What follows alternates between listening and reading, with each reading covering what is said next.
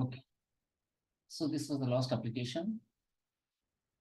We have written two methods. One is static method, other one is a instance method, and we are testing them using unit test. Okay, here we perform actually various operations. Okay, what operation we performed in this case? Here we are using both relational and logical operations. This is nothing but one individual expression. This is another expression. This is one more expression. We are combining all of them using here the logical AND operator. Okay, we have written one more thing. This is for combining again using OR operator here. Okay, we have used here two different things. One is what logical AND operation, and next is what here logical OR operator. Okay, so we have seen therefore arithmetic operations, then relational operators. One more is here logical operators. Okay, further we have operators like it is called as equality operator.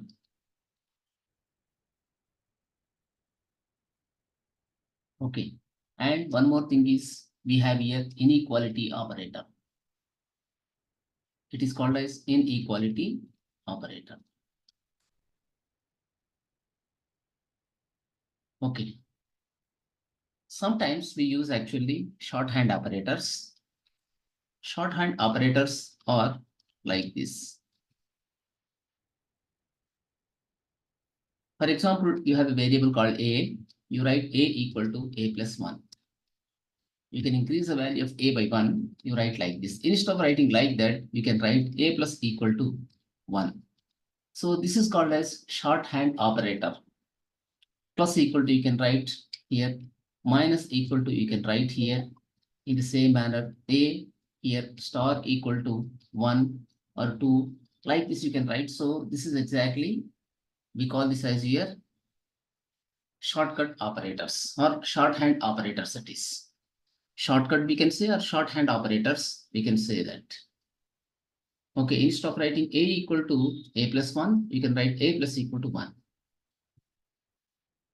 Okay, similarly, what we write here, a equal to a minus 1, instead of writing that, we can write a minus equal to 1. A equal to a multiplied with 2, you write, instead of that, a star equal to 2, you can write. Okay, so when you look at this here, this is going to be, this is equal to, like a equal to a minus 1. It's equal to that. Similarly, whenever you come here, a equal to, here it is a multiplied with 2. Like this, you can use. So this is shorthand operators. This is equality operator, this is inequality operator. Similarly, we have the other types of operators like unity operators, plus plus and minus minus.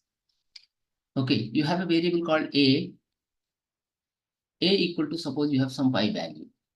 Okay, if you write a plus plus, what happens here? This becomes 6. Okay, if you write here a minus minus, now 6 becomes 5. Okay, a equal to 5 with a plus plus, what happens? A is going to become 6 there. And when you write here a minus minus, it's going to be again 5. So this plus plus minus minus, either you can prefix or you can suffix. Okay, so here it is post increment operation. This is what pre-increment operation, and this is a post decrement operation, and this is here what pre-decrement operation. Okay, before the operand, if you write plus plus, that is called as actually post increment operation. But when you write after the operand plus plus, sorry, before, if you put plus plus after the operand, that is called as actually post increment operation. But before the operand, if you put plus plus, this is called as a pre-increment operation. Same thing with a minus minus. After a, when you are writing minus minus, what it means exactly? This is called as actually post decrement operation, and this is what here pre-decrement operation. In either of these, in either of these ways, you can use. Okay, arithmetic operators, they follow this particular rule. What exactly this means? Brackets have high precedence. Then followed by, you have precedence with the division. Then you have multiplication. Okay, then we have here addition. Then after that we have subtraction. In mathematics, I think we have learned when we were studying actually some third or fourth class. Okay, in the same manner here, it follows actually BODMAS rule. For example, I write here 1 plus 2, okay, 1 plus 2 multiplied with actually some 5.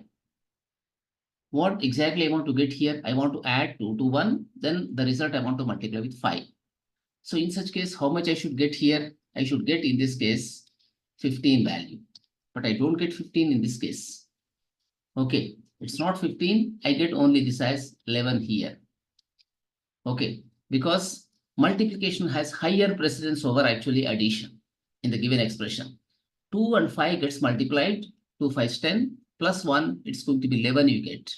But when you put brackets like this, 1 plus 2, then followed by multiplied with 5, in such case, we get actually 15. For grouping purpose, you can use parentheses. Okay, when you look at this here, 1 plus 2 multiplied with 5 equal to 11. As per this, what is happening? Multiplication is having higher precedence over addition. So what happens in that case?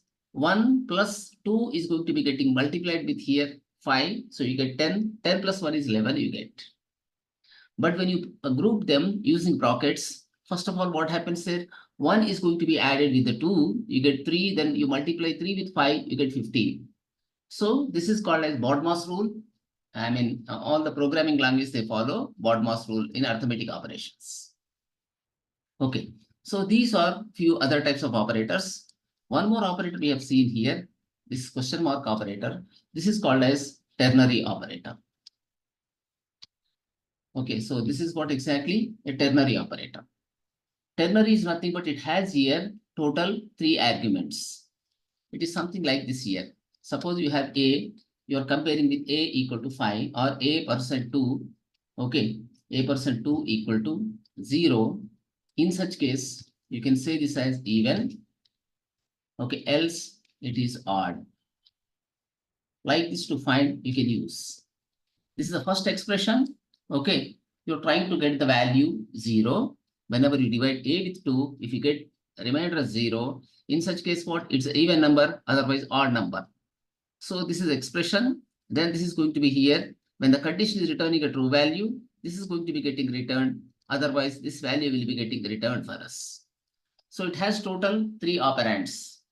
This is the first operand, followed by question mark you have here. Then this is the second operand you can think. Then you have colon. Then you have third operand. So like this is having 3 operands. Therefore, we call this as here ternary operator. We call this as actually here ternary operator. So 3 operands are involved in this. Okay, but whenever you go here, you have only 2 operands. When you say 1 plus 2, it is how much here? 3. Then after that you multiply with 5. So 1 plus 2, 3. 3 multiplied with 5 is going to be here 15 you get. So that is using only 2 operands. But this is here in this case 3 operands. This is called as question mark operator or ternary operator. Okay, so using now ternary operator, let us try to find whether the given number is an even number or odd number. Okay, so here we go with another one. Okay, we can go here with the another one. So here, click on the view, then go with the solution explorer here. Okay, then here add.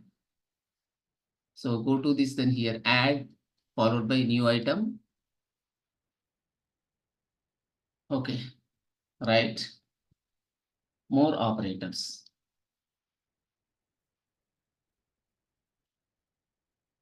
Examples. It is going to be a CS file. Okay, and I want to convert this into public because I want to unit test it. Before I do anything, I want to unit test here. And inside this, I can go here with the public, then static, then here it is void main, followed by here string. This is args. Okay, like this, I have here a main method. Okay, now I want to pick a random number, whether that number is even number or not, I want to find there. Okay, I want to here take a number, some even number, some number I want to pick random number. So whether that is going to return here a even number or not, I want to find out whether the picked number is even number or not. So here come to the application and see here.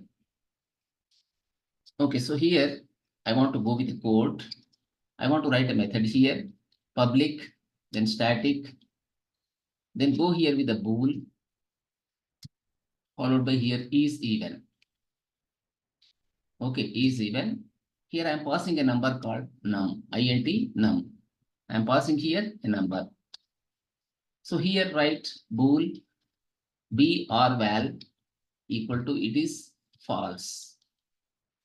So by default, what we assume the given number is not a boolean.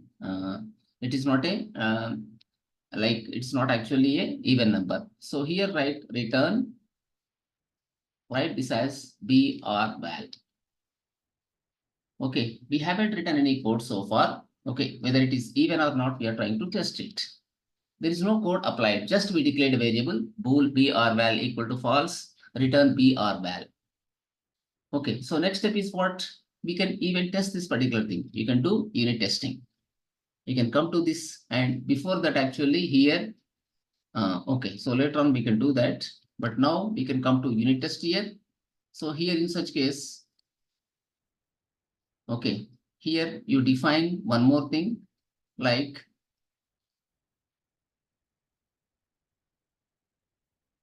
so we take here theory. Okay, we take this as here theory. Then here first we go with the public, then void test for even number. Okay, so here we pass the number. We pass a number, and that number is even or not, we try to find in this. Write this as int num. Okay, similarly, here it is bool. Okay, expected value, we check for that. Here now, we go with this and try to test it. So what happens here? We go here, then write bool actual equal to, what do we do here? We can go with that particular class. What is that class exactly? Class name is here, console app1. This is the namespace, followed by dot we use. Then here it is more operators examples, then dot here in this is even, followed by we give here num. Okay, we are giving this as here num. Next thing is what? We have to go with assert equal. Okay, here write what we write here, assert true, assert dot true. So here we go with the actual equal to expected. We try to compare both of them. So this may succeed or this may fail. And here we need to pass actually set of data. Okay, using inline data, you can pass some data here. Inline data, and here give certain numbers. 15, then followed by it is false. Okay, 15 false. Similarly, we take here 14 even. 14 followed by true, we keep here. When you run test, this is going to be failing. This test will not run for us. This is unit test actually. When you try to run this test, it is going to be failing for us. Go to this then, just go with the run tests. So what happens in such cases? It's not completed. So one test should fail for us. You can see here, one test is getting failed for us.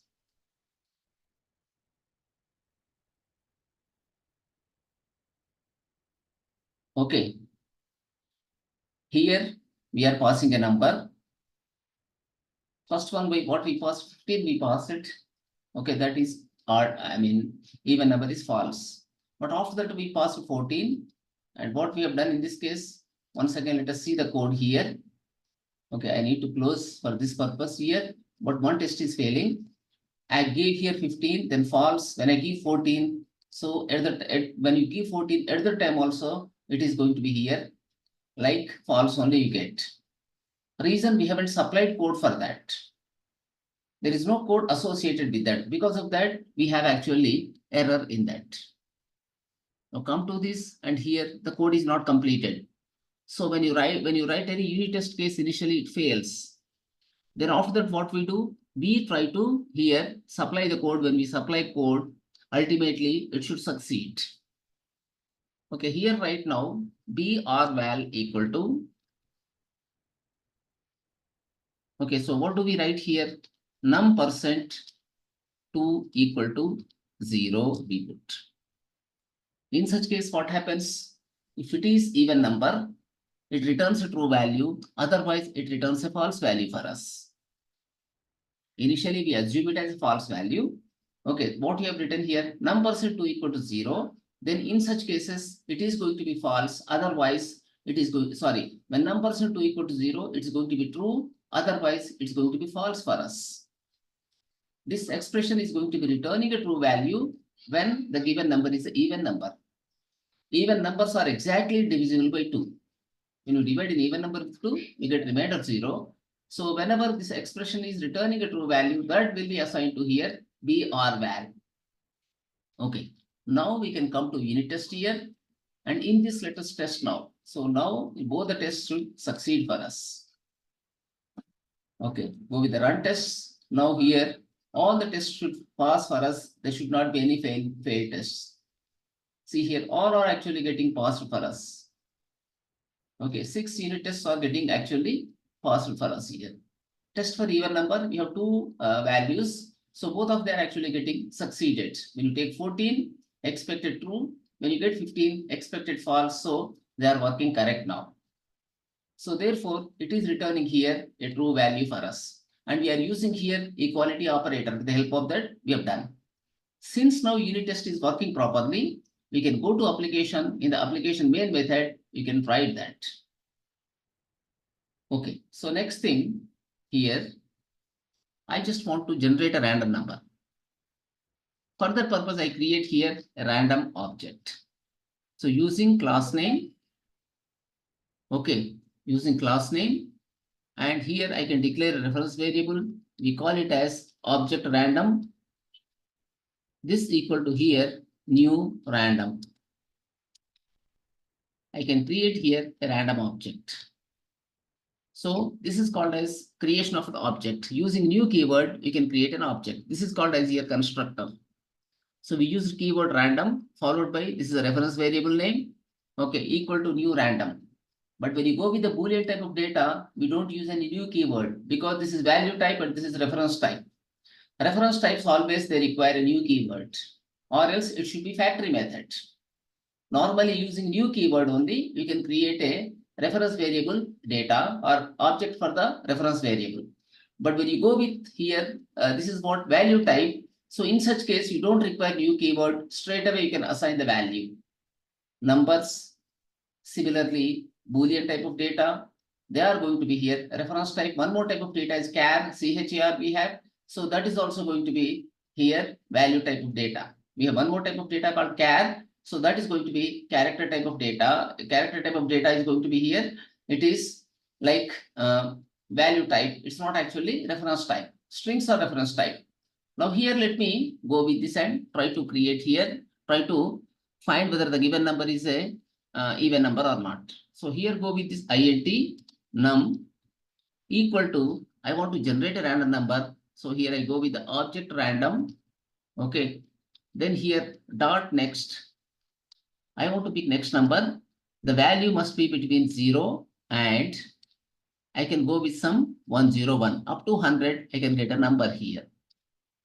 But what number I get exactly, I don't have idea. But this is going to be picking a number between 0 and 100. Both of them here. 0 is inclusive, but 101 is exclusive. Up to 100, it can pick some number. Then right here, console.write line. Okay, the number.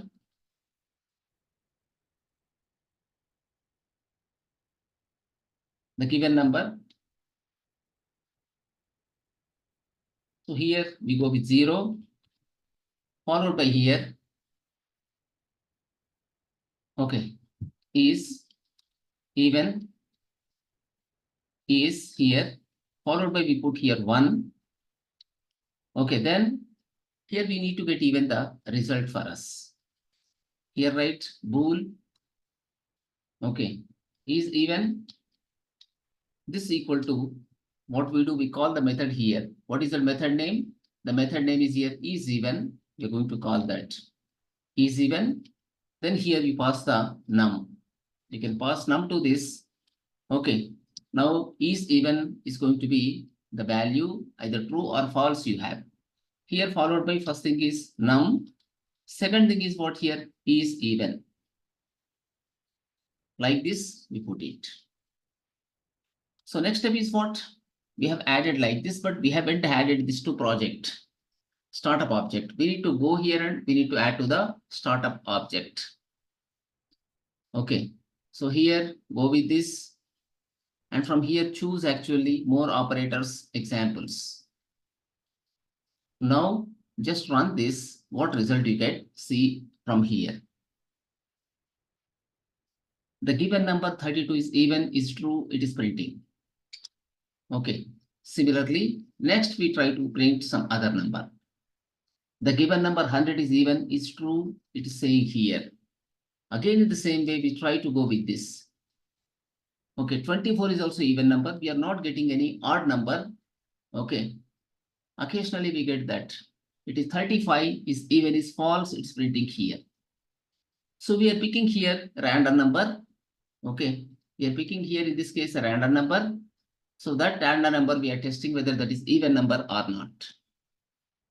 In the main method we have written. So we created here random object. Okay. The next thing is what here? We are going with the num equal to object random dot next 0, 101. So it can take a value between 0 and 100. Then bool is even equal to is even num. So this can be giving you a true value or false value. So is even equal to, in this case, it is going to be here depending on the number. If it is exactly divisible by 2, then that is going to be true. Otherwise, that is going to be false. Then we go here with this console.write line. The given number 0 is even, is 1, num and is even we have written. So with this, we are getting the result here. Okay. So using console.write line, and this is nothing but here, it is going to be substituting the values num and is even are going to be getting substituted in this area. Okay. So this is what exactly main method. In this we have written this particular thing.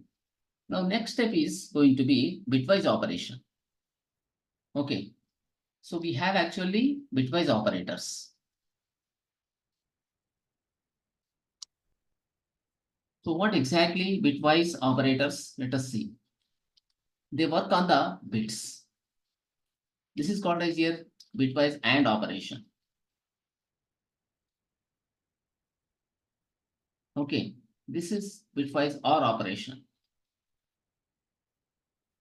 Then you have here, you have actually caret symbol. This is bitwise exclusive OR operation. Bitwise exclusive OR operation. Okay, then similarly, you have here right shift operator, and next thing is here left shift operator. So these are bitwise as well as shift operators we have.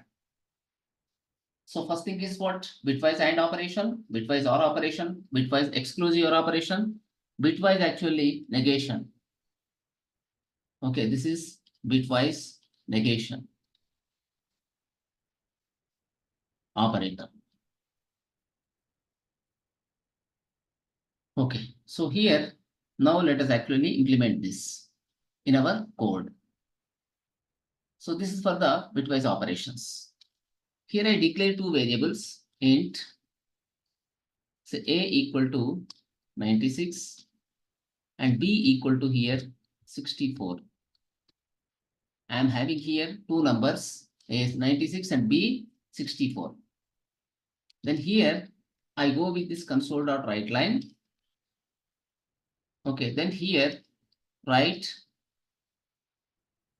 here in this case 0, then followed by bitwise and with, here it is 1 is, this is 2 we put here, and we try to see now those things. First thing is what here, you need to go with A, next thing is here B, followed by here in the brackets, write it as A followed by and B. So what result we get, we need to find from that now. Similarly, let us go with the bitwise OR operation and see the result. Okay, this is what bitwise OR with, and here I need to change the symbol like bitwise OR operation. Then here we go with the bitwise exclusive OR.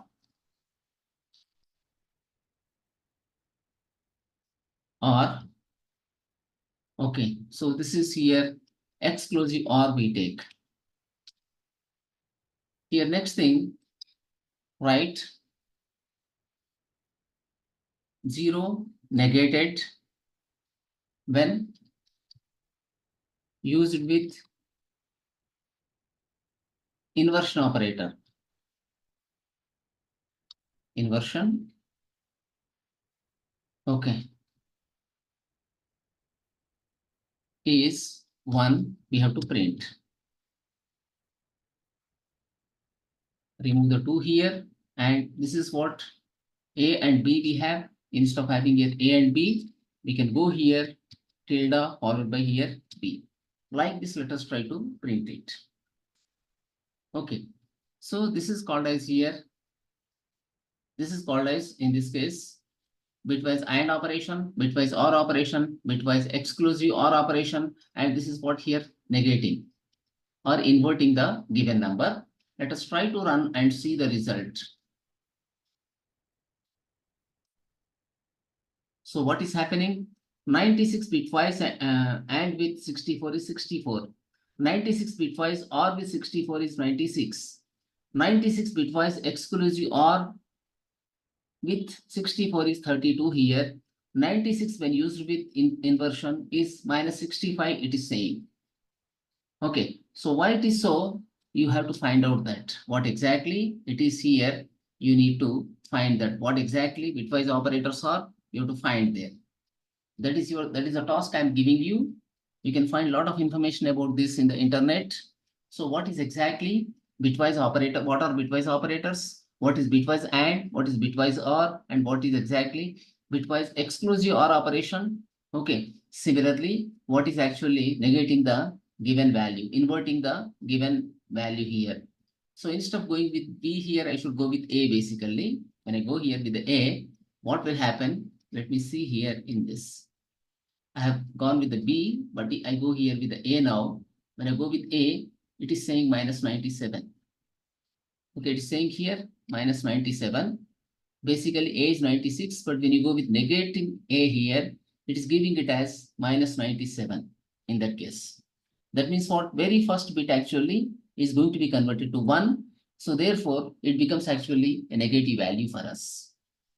Okay, so these are basically bitwise operations. Now let us see actually shift operations. Okay, so in the case of shift operations, much before only I tell you. Right here, these are shift operations. Okay, shift operations. Here, I have 96 and I have 64. So when I convert 96 into binary format, how it's going to be? 96 in binary format. what value we get whenever you have 96 in the binary format. So in the 64 position 1, in 32's position 1, in 16's position 0, okay, in the 8's position 0, in the 4th position 0, in the 2's position 0, in the 1's position also it is 0, and in the 128 position also we have 0 here.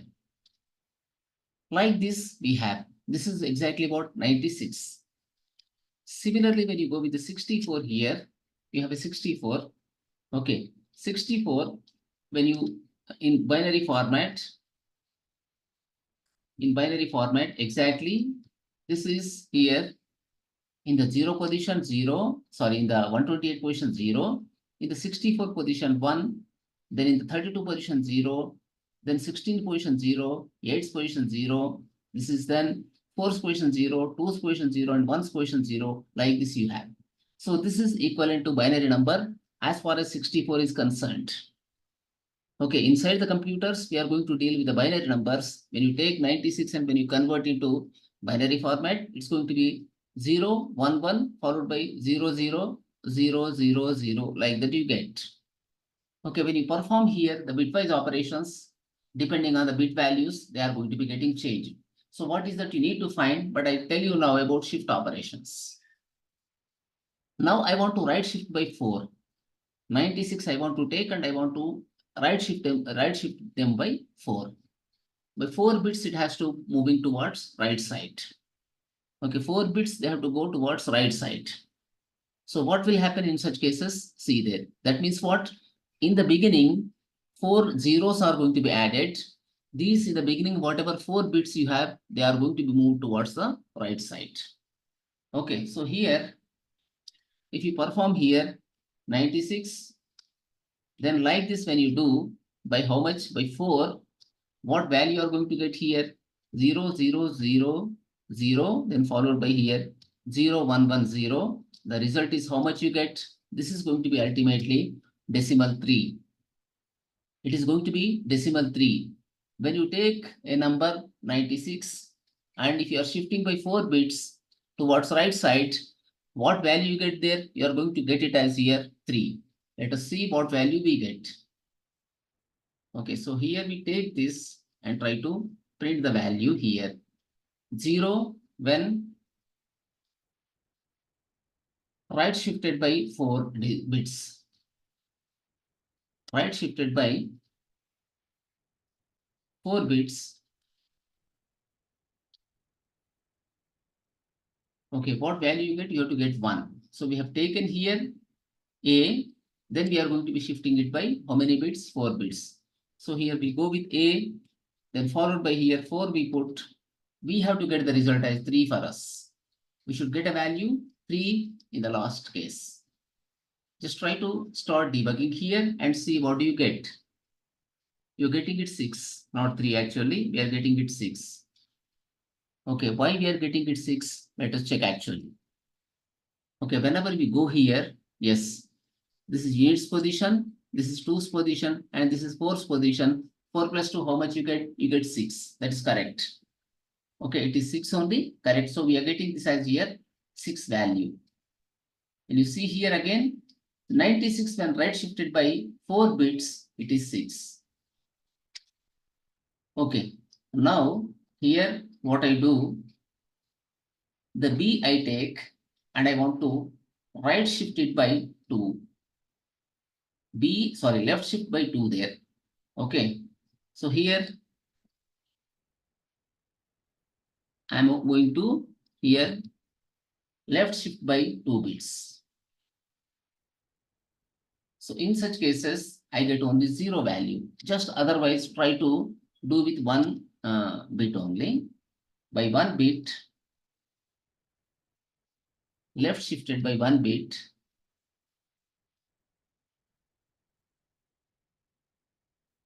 One bits. So here this is what B we take. Then again here we go with this B. Then here let us do like this actually 1. By 1 bit only, I am moving towards left side. So what happens in the end? 0 is added. So rest of the bits they are pushed towards left side. So what will happen in such cases? You have to get this value as 128. When 64 is actually left shifted by 1 bit, what will happen? The value must become here 128 for us.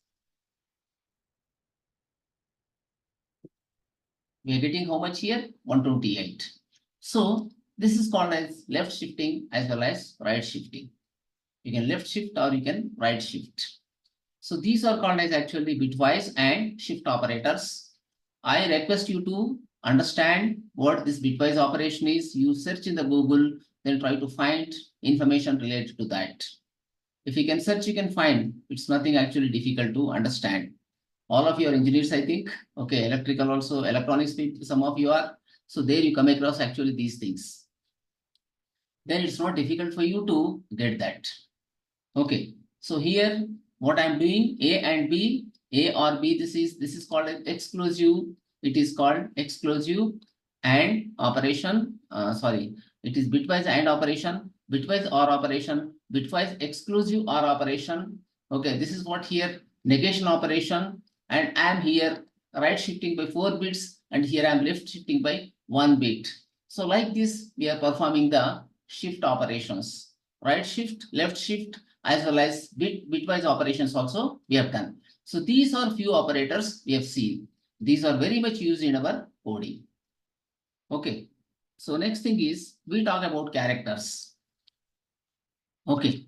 You can declare a character data using char followed by ch. And this is what here, it's a Unicode character. In C#, characters require here 2 bytes of space. Okay. There are basically 2 types of characters. One is ASCII, second thing is Unicode. ASCII can support only English or English-like languages. 0 to 255, it can support. But when you go with whenever you go here with Unicode, it can support up to 535 characters. Okay, that means what? Universal code. Whatever language we have in the world, all the language characters we can represent with the help of the Unicode.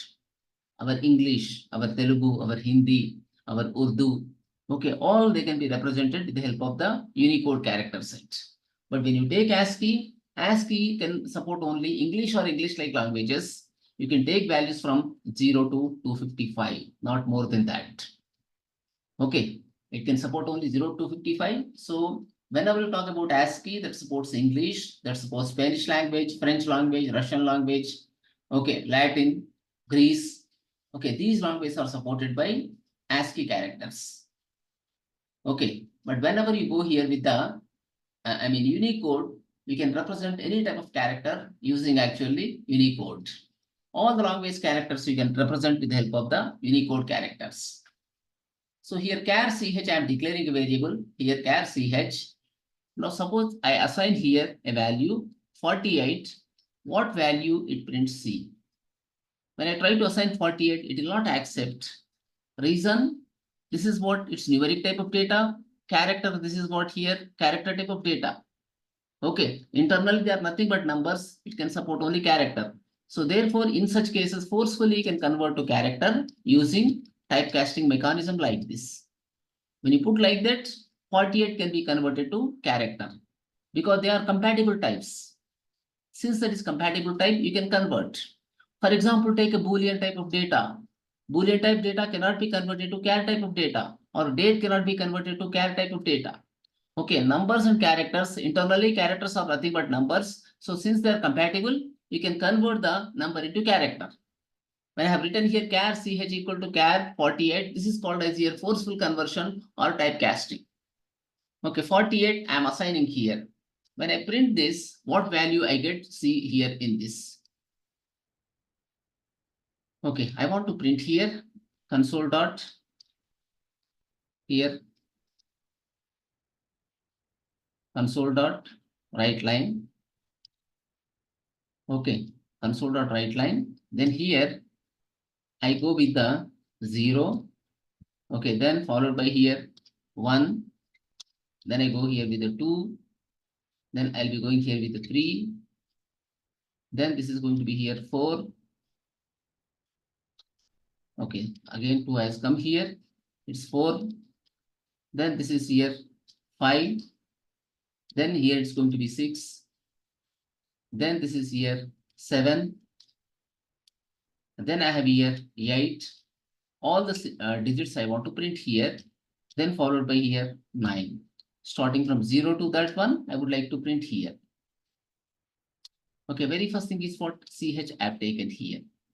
Next thing is what here, I can go this way and here I can write in this manner. First thing is here what CHAR. Okay, then here in the brackets, I can convert into first of all integer. Given character, I can convert into integer. Okay, INT. Then here, what I do, CH plus 1, like this I can write. Just I am printing this much only here. And see, so what extra bracket we require? We require extra bracket here. Put a semicolon. I remove all these things. Later on, they can be added here. Okay, so what I have done here, one is CH. Second thing is what here?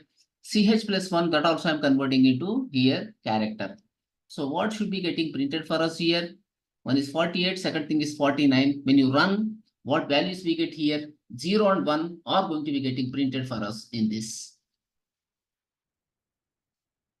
So it's printing 0, 1. Okay. So values, ASCII value 48 to 57, they are called as basically digits. They are called as actually digits. Similarly, when you take like uppercase alphabet, numbers from 65 to 90, ASCII values 65 to 90, they are called as uppercase alphabets. 97 to 122, they are called as lowercase alphabet. Here I demonstrate them using here backward jump. Okay, I can write like loop 1. Like this I'm taking here. So what I have there? CH I have. I can go with the console dot right line. Okay, console dot right line. Followed by here, not right line. I just want to go with the right here. Right. Followed by, I want to put this CH. Okay, I want to go here with the CH, or else I can do in this manner here. CH I can take, plus I can go here with the space. Like this, I can be printing that particular thing in the same line. It's going to be getting printed therefore. Next thing, I need to here change it. Okay, so here write CH equal to, we write this as CHAR. Okay, but here inside this INT, then CH plus 1, like this I can do. Then here what I do, I can do this way. Okay, so here I should go back and it should be getting printed repeatedly for us. It should be printing repeatedly for us. So what I do here conditionally, I try to do this here. Okay, so here I write INT, then CH equal to, okay, CH less than or equal to here, like 57. Then here I write go to loop 1. I cannot write, I think, that one. So here I can write like I try to write here, go to statement. I cannot write here. I cannot put here, go to expression. I cannot do like that. I should use here if condition. So we use here if condition. If you write what you write here, if INT CH, if it is less than or equal to here, say 57, not 67, 57. So in such cases, we have to go to loop 1. Go to loop 1. Normally, we should not use actually here this go to statement, but to demonstration purpose, I am using this here. If the condition is getting satisfied, it goes to loop 1, then it tries to print it. Here, see in the example how this gets printed for us. What is happening here? All the numbers are getting printed. 0, 1, 2, 3, 4, 5, up to how much it is? Up to 9, this is getting printed for us. So therefore, ASCII values 48 to 57, they are actually digits. Whatever on the screen, it looks like a number for us, it's basically some symbols. So they are ASCII symbols, ASCII values internally numeric values. 48 to 57, they are nothing but digits for us.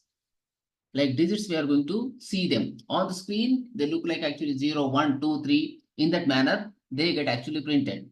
So if you remove here space, in such case, what happens? One by one, they are going to be getting printed for us. Okay, just here, start debugging again and see the result. It's printing 0, 1, 2, 3, 4, 5, 6, 7, 8, 9. It's a decimal number system. So total 10 decimals, 10 symbols we have. All the 10 symbols, they are getting printed. What are the numeric values internally? It is initially 48. Then after that, we increase every time by 1, 49, 50, 51, 52, like that. We are going to print actually character. It is going to be shown like actually on the screen 0. It's a symbol, basically symbol. 1, 2, 3. In that manner, it's getting printed. Okay, similarly, now we go with the alphabets. How it works, see here. Okay, so here we go with the loop 2. Okay, but before we go with the loop 2, here I want to go with uppercase alphabets. So here I would like to go with the uppercase alphabets, all. Uppercase alphabets start with the like 65. 65 to 90, they are nothing but uppercase alphabets. Take this as here 65. Okay, then once again, we try to here use this, but this time not loop 1. We have to use this as loop 2 for us. Okay, we keep this as here loop 2 and this one also here loop 2. But what is the condition we use here? Less than or equal to 90. We use this, then try to print all the alphabets here in this. Okay, so here after this, I go with the console dot write line. Otherwise, it's going to be in the same line. To avoid that one, I use here write line. With the help of that, I can move the cursor into next line here. Now here, go with this and try to print the values. You can see all the English uppercase alphabets you got A, B, C, D, E, F, G, I, J, K, like this up to Z you are getting. So this is for uppercase alphabets. The range for uppercase alphabets is what? 65 to 90. It's basically 65 to 90. Okay. Now next thing is what? We have to go with the lowercase alphabets. Okay, we go here with the lowercase alphabets and check in this. This one is going to be 97 for us. It starts with a 97 and here this is a loop 3 and here we have backward jump. In this case, it is as long as this is less than 122, it has to go to loop 3 here, then it has to print as required things. So start debugging. Now you get digits, uppercase alphabet as well as lowercase alphabet you get. So they are getting here printed for us.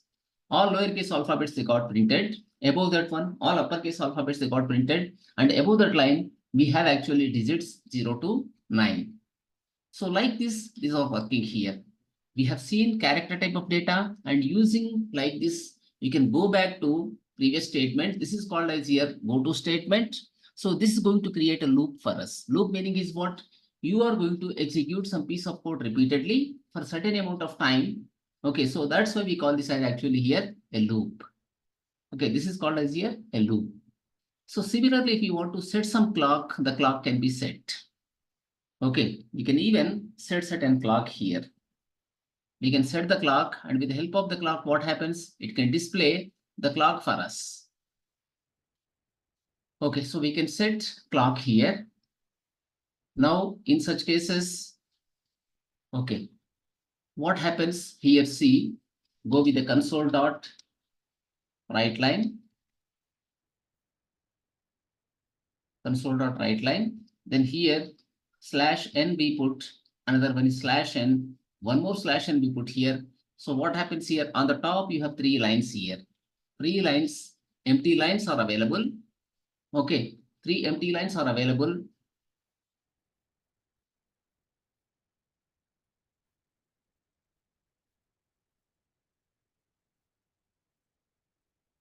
When I go with this, what is the problem? On the top, you have actually two empty lines for us now. There, I want to display the clock with the help of the loop here. I would like to use a loop, and with that forever, I want to display some kind of clock in that. Now here I go with the loop 4 here. This is going to create for us an infinite loop. Okay, this is what exactly loop 4. This is going to be for us. Okay, this is here what loop 4. And here again, this is going to be go to loop 4. But this is what infinite. We don't have any condition here in this. We don't have any condition, but in the given position, we are going to print it.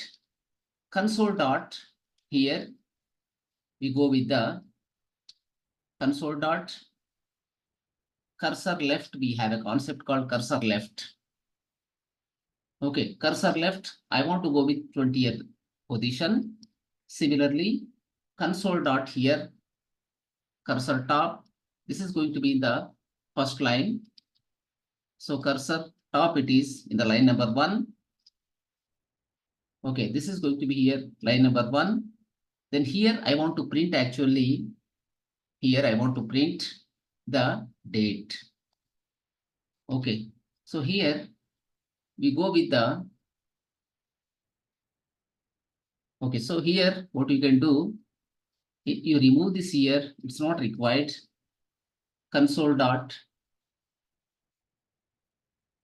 okay, here it is, right, followed by what I do, I can print here.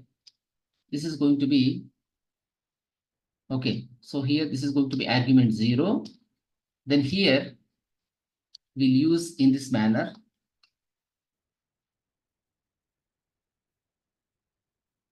Okay, we try to print here date time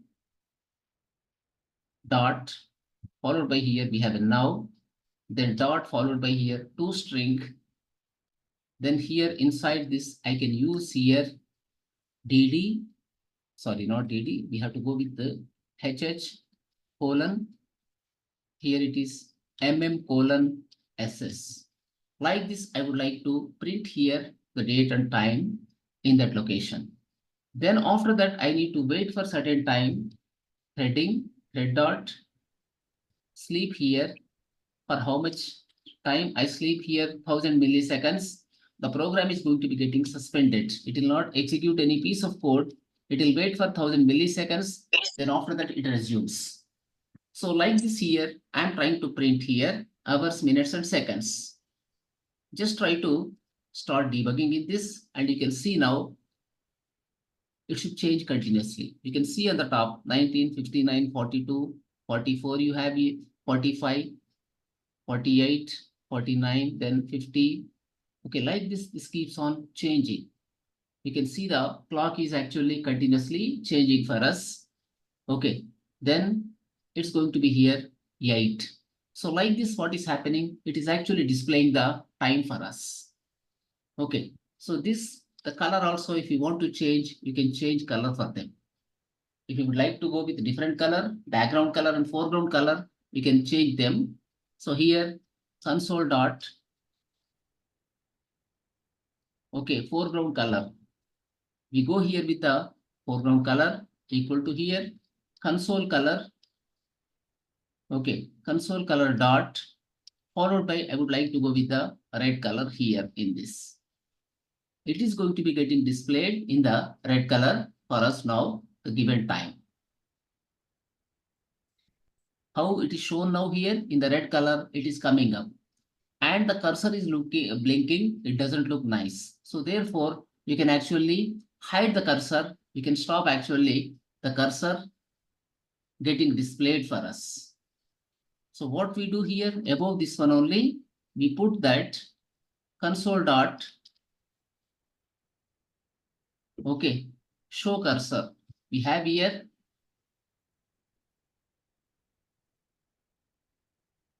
cursor visibility or something, you have here cursor visible. This equal to here false, you can set. So cursor will not be visible to us in such cases. So there is no blinking cursor now here in that example. If you see, there is nothing like that. Actually, everything is coming now in the red color. Okay, it is actually coming in the red color here. Okay, but what happens if you press something here, it should come out from that. So this is totally in the infinite loop. So therefore, what I do here, I can write something like this here. Okay, if here write, okay, if console dot, I can write a condition, console dot, here it is what? Key available. If key is available, so in such cases, so if console dot key, if not console dot key available, in such cases, we have to go to loop 4 here. Otherwise, it should come to end for us. Now start here, debugging. Now if I press some keyboard key, will come out from that. Program is actually getting stopped for us now. Completely, the program is actually getting stopped for us. Okay, once again, let us run this. In such case, what happens? You are getting like this here. If I press some keyboard key, now it is going to be exiting from the given application. I press enter key here, it is coming to the end of the program in that case. Okay, so in such cases, okay, after this, what I do, I should change console color. Therefore, console dot foreground equal to, basically what color we have here? White color we have. Foreground color equal to console color dot, here it is white. You can use white color and again you can set it to white color. Then in such cases, run again here. We again run here. So it is printing like this. When you press enter key, now whatever message you are getting, it should come actually with the which color? It should be coming with actually here like you have to get actually in the white color now message. You're getting now in the white color. So like this, what we are doing, we are changing console for color, even background color we can change, and we are shifting control back to the earlier part. This is called as here looping. So with the help of go to statement, control is going back and repeatedly the same code is getting executed. When code is getting executed repeatedly, that part is called as actually looping. We call it as actually looping. So it is performing here some loop. It's going back and repeating the same code. So using this code now, I'm printing all alphabets, uppercase alphabets, lowercase English alphabets. I'm printing digits. Then similarly, I'm displaying here color on the screen as well. Okay, I think you understood this. Otherwise, go through the video few number of times, try to understand. These are simple only. If you put little effort, you can easily follow them. You can understand easily them. Okay, so they are going to be much complex in the future you have, but these are going to be very simple. Okay, so each and every statement, if you don't understand, either you ask me or search in the Google, try to understand. That's a way of actually learning new things always. Okay, ready? Are you following this?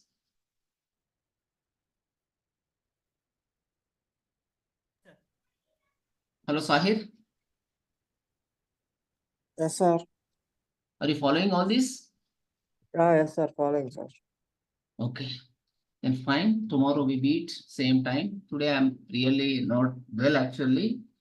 I have high fever, but I wanted to continue this session, so the session is actually done. Okay, but tomorrow again we have same time. You go through the video again and again, go through the code, try to understand this code.